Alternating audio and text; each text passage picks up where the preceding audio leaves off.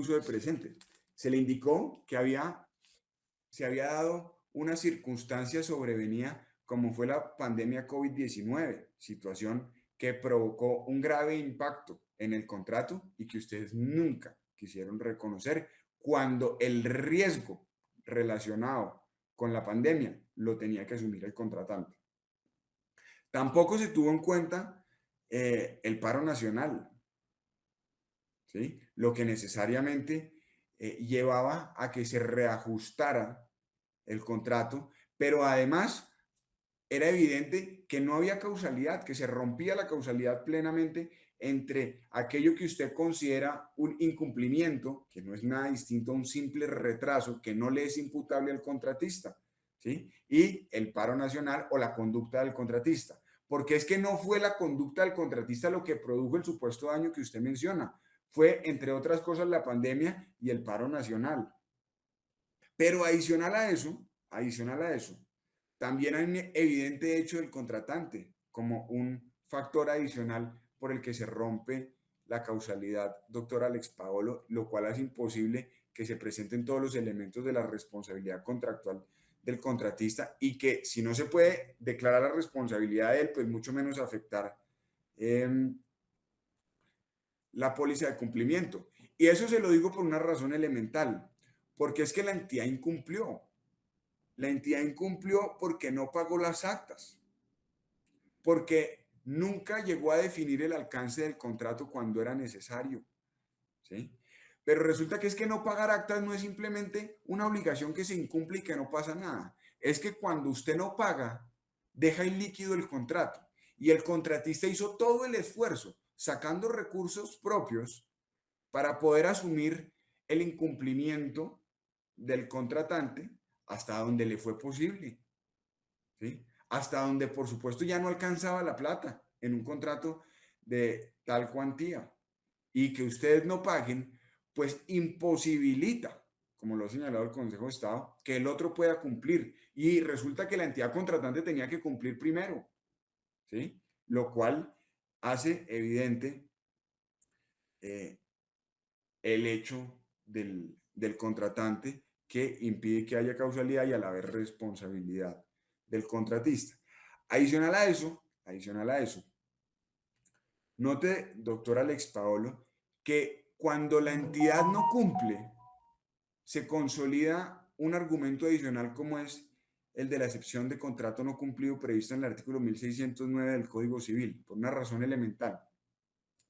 Como es que, de acuerdo a lo que ha señalado el Consejo de Estado, ¿sí? Quien considera que la excepción de contrato no cumplido es aún más exigente en materia estatal, indica que si el incumplimiento del contratante imposibilita el cumplimiento del contratista que sea posterior, pues entonces ninguno estará en mora dejando de cumplir lo prometido. Es decir, no se puede exigir hasta tanto no se cumpla por parte del contratante. Y eso es precisamente lo que ocurrió aquí, que el contratante incumplió de manera previa su obligación, provocó, imposibilitó el cumplimiento del contratista y aún así, sabiendo eso, siempre se le constriñó a que reiniciara cuando lo que le decía el contratista era que no podía reiniciar porque el contratante no había cumplido previamente, ¿sí?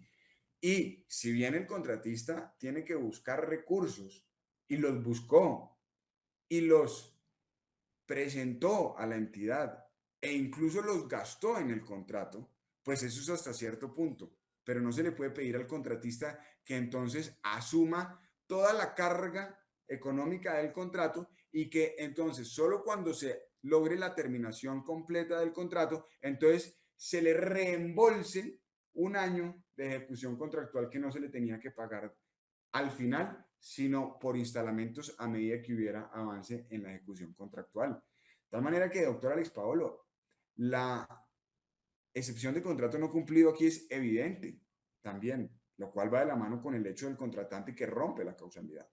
Y adicional a eso, doctor Alex Paolo, note usted que el contratista, desde incluso antes de que se iniciara este trámite administrativo sancionatorio, presentó una reclamación ante la entidad con el fin de que se reconociera un desequilibrio contractual que es evidente, que lo han reconocido todas las entidades cuando se les acredita. Y aquí a usted se le acreditó que se había producido un desequilibrio financiero del contrato como consecuencia de la pandemia, como consecuencia del paro, como consecuencia precisamente de las actuaciones de la misma entidad, ¿sí? Pero sobre todo de la pandemia COVID-19 con el alza de precios.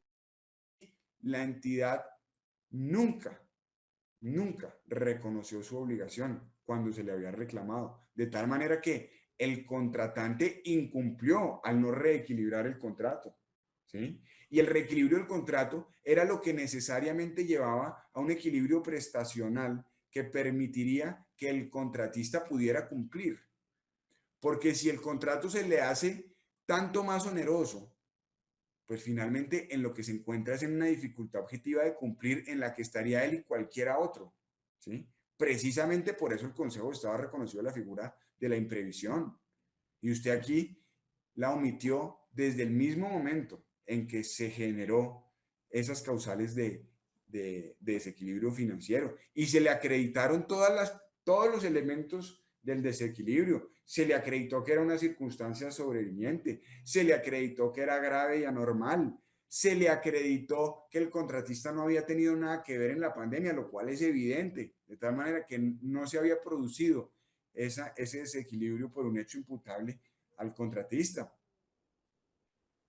Y se evidenció y se le cuantificó cuánto se tenía que pagar, aproximadamente 6.000 millones de pesos, que ni siquiera se pronunciaron positivamente, ni le dijeron es que no son 6.000, son 1.000 o son 2.000, no, nunca le reconocieron una reclamación absolutamente válida. Y la reclamación también se le presentó, si es que se quiere considerar como un requisito adicional para que prospere ese fenómeno. Y note usted, doctor Alex Paolo, que adicional a todo eso, bien usted sabe que uno de los elementos, bien usted sabe que uno de los elementos de la responsabilidad contractual es la mora. No solamente el daño, no solamente la causalidad y no solamente la culpa, sino también la mora. Y la mora no es un retraso, doctor Alex Paolo, aunque usted así lo quiera hacer ver.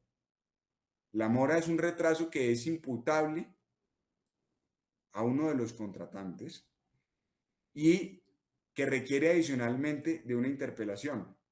Aquí, evidentemente hubo un retraso, pero ese retraso no fue imputable al contratista. De tal manera que aquí no hay mora. Y si no hay mora, están ausentes elementos de la responsabilidad, por lo que tampoco se puede consolidar la responsabilidad contractual. Y si no se puede consolidar la responsabilidad contractual, como se lo he venido diciendo, tampoco se puede afectar la garantía de cumplimiento, porque es que la garantía de cumplimiento, como se lo voy a indicar ahorita, precisamente a lo que hace referencia en su amparo de cumplimiento es a la responsabilidad contractual del contratista cuando se incurre en ella por parte de este. ¿Sí? Y acá no puede haber responsabilidad porque tampoco hay mora. ¿Sí? No hay causalidad, no hay mora. Ahí vamos. Y si falta una de ellas, aunque ya le he indicado dos, pues no hay responsabilidad y si no hay responsabilidad no se puede afectar una garantía de cumplimiento. Note usted, doctor Alex Paolo, que cuando se le indica que no hay mora porque no es imputable al contratista el retraso, lo indico porque siempre se le indicó que el contratante no estaba pagando las actas, ¿sí? Que tenía que pagar las actas 7, 8 y 9, ¿sí? Que adicionalmente tenía que pagar los NPs, ¿sí? De definir los NPs, perdón, y que tenía que definir los alcances contractuales, los cuales tenían que ser legalizados a través de un otro, ¿sí? Y nada de eso se hizo. Y todo eso se le pidió a la entidad por parte del contratista y la entidad nunca se pronunció. Y nunca se pronunció porque la entidad, desde el cambio de administración, tuvo un interés distinto. ¿Sí? Y eso necesariamente impide que haya responsabilidad. Ahora, usted indica que aquí hubo un daño. Ese daño usted, al que hace referencia en unos documentos que supuestamente nos corrió traslado, que nunca nos corrió traslado, ¿sí? Y en los que supuestamente se acredita un daño superior al de la cláusula penal. Resulta que usted tampoco permitió que eso se desvirtuara porque negó las pruebas.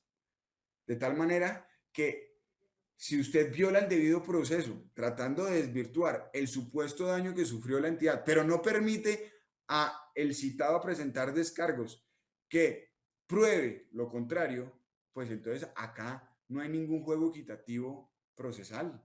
Aquí estamos precisamente ante una arbitrariedad en la que usted se inventa decisiones, se inventa números, se inventa hechos, incluso se inventa lo que dicen los apoderados, ¿sí?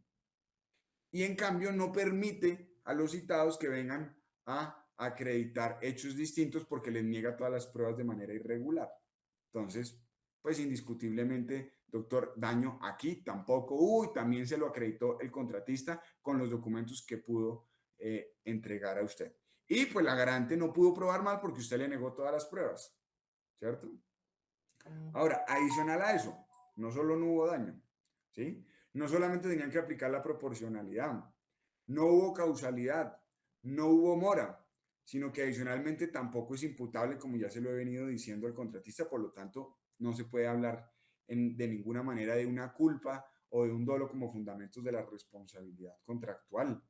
El contratista nunca quiso incumplir, nunca tuvo la intención de incumplir.